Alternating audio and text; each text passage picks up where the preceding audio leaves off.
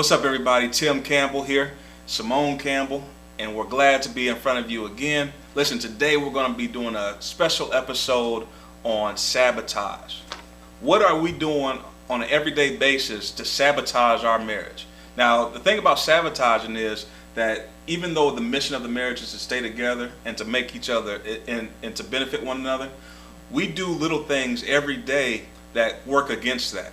You know, if our mission is to stay together, there's things that we do that bring us further apart. So what are we doing to sabotage that? And it's important for us to be aware of what you're doing on a day-to-day basis that causes the marriage to fail. And we don't want marriages to fail. Or relationships. Or relationships. If you're together with your spouse and you're working it out, there's going to be things that's working against the marriage, right? And so we just want to talk to you about, give you 5 things to be aware of. And once you're aware of it, it's up to you whether you keep allowing these things in your marriage. All right? So what's the first thing? The first thing would be selfishness. Selfishness. And an example of that would be, you know, me. It's all about me. How come you did this to me? Why don't you listen to me? Just a whole bunch of me's. Yeah. And, you know, when you hear a couple being selfish, you know that marriage is being sabotaged. Right. Because a marriage cannot survive, a relationship cannot survive when the concentration is just on one person, one individual. So if it's always about pleasing your needs and you, what's best for you, then you're forgetting about another important piece of that marriage, and that's your spouse. Mm-hmm. Right? What are you doing for your spouse? Mm-hmm. You know? And it's easy to get sucked into what have you done for me lately. It's easy to get sucked into that habit, right? Because you're always thinking about, you're always playing that victim role. Right. I'm always the victim, and there can never be 2 victims in a marriage and make it work. Right. There has to be a hero or someone that says, listen, it's not about me, it's about you. I'm willing to give myself. So avoid that piece of it, the selfish behavior. And I want to elaborate. Every time Tim says hero, I love when he does that, because in our marriage we don't look at that. We don't look that one person has to be the hero. One person has to be the one that's going to step up and say, "Hey, I'm gonna save this for relationship." And I love that you use that term. And actually, for you viewers out there, look up the word hero. I think who's going to be the hero in the relationship? Right. I like that. Right. There has to be one. And the hero is never selfish. All right, that second one. And the second one is baggage. You want to elaborate a little bit about that? Well, baggage is when an individual doesn't let go of the past. Right? It's when there's unforgiveness on things that were done in the past. I'm not willing to let go of it. And so you bring those bags with you. Right. Now, the thing about bags is that over time, it'll weigh down the relationship. And eventually it'll peak its head. No matter how much you try to cover over unresolved issues, it will peak its head up into the relationship and start to sabotage that relationship. So when things are going good, when you have a good spouse, you always bring up the negative, not because of the spouse, but because of your past dealings, the things that you've been through in the past. And if you're not willing to let go of past baggage, if you're not willing to forgive, if you're not willing to get rid of that baggage, and there's going to be a video that we're going to do dealing specifically with baggage. But if you're not willing to let go of that, and your partner's not strong enough to take on those bags, your marriage is heading towards failure. So you have to deal with that. Right. It's going to peak up in your marriage, and you got to find a way to deal with those unresolved issues. I know me and SeMonne had to do that. Right. And I love that Tim said your marriage is heading toward failure. Doesn't mean that it is failing. Sometimes I want people to understand that it might look like something, but that don't have to be the end to your story if you don't want it to be. Yeah, and a lot of the things that I did in my past life, or when I was younger, I brought into the marriage now. So when I would get angry about certain things, when I would feel insecure about certain things, it wasn't nothing that SeMonne was doing. It was just things that I've been through in my past that I haven't dealt with. I had unresolved issues, and until I deal with that, you're going to keep reliving those same fears of the past. You got to be willing to move forward. Or like one of our biggest challenges in our early on years was me yelling at Tim. Tim would be like, "You're being disrespectful. You're yelling at me." And to me, I'm looking like this is the norm. This is what I grew up in, you know, that was, to me, that was love. You know, he kept saying that's not love, but in my eyes it was. But because I never tapped in and dealt with that, I didn't know that I was pushing him away, you know. Yeah. All right, so number 3 is bad advice. And bad advice is another thing that can sabotage your relationship. Yes. And advice comes from everywhere. You don't have to have a degree or anything. Right. People just feel free to give you advice.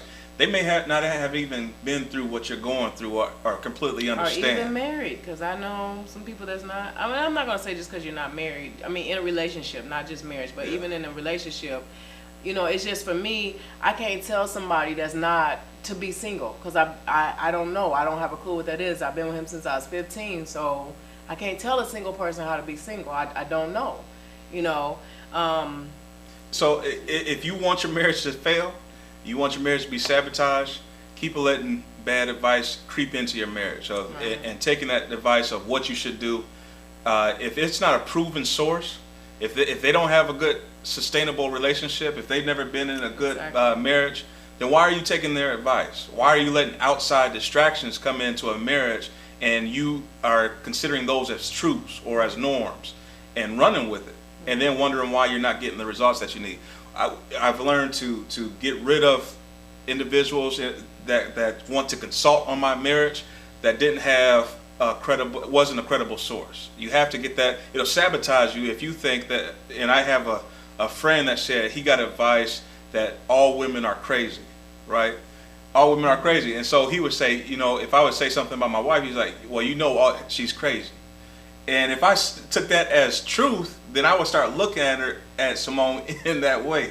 Like, you're crazy, you don't know what you're talking about, and we could never move forward because my baseline for truth was on something that was false. Right. So don't let bad advice sabotage your marriage. All right. Number 4, you want to do this one? Unrealistic expectations. Unrealistic.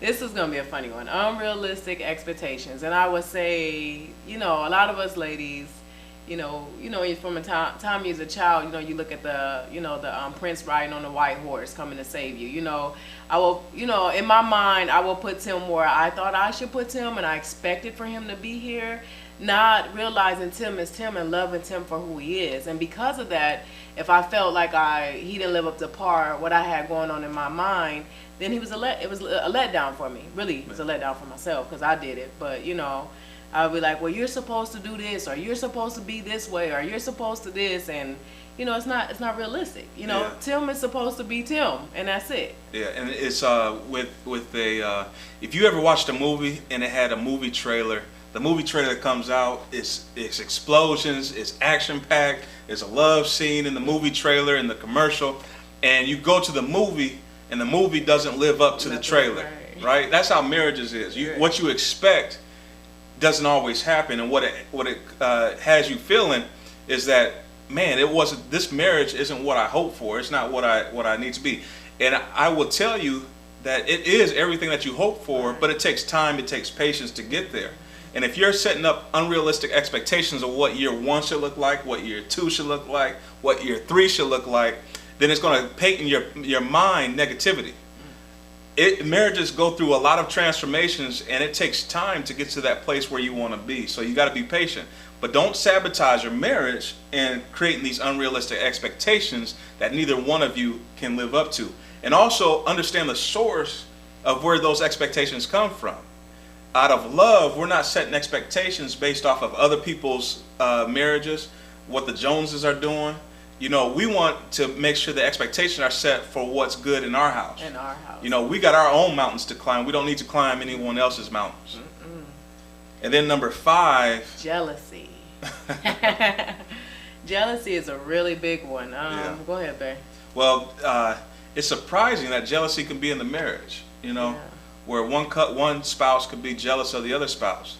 And we're talking about, this episode's on sabotaging. There's a lot of times that I have sabotaged the efforts of my wife, and my wife has sabotaged my efforts. Right. And what that does is, when you sabotage each other, and it could be for different reasons. It could be one is insecure about another one going forward, or they feel like one is advancing further than the other one, or they feel like someone is getting the attention that they should be getting. And so in lieu of addressing that, in lieu of getting stronger around that, the course of defense is to sabotage their efforts. And what happens is when you fight against each other, there is no way for both of you to come together. And if you do come together, it's a lie. Right. Jealousy is always a root found in evil, and marriage cannot be based on evil. Marriage has to be based on purity and love, and jealousy is not love. And I would say for everybody, be honest with yourselves. You know, for a long time, I was not honest with myself and understanding that I was jealous of certain things.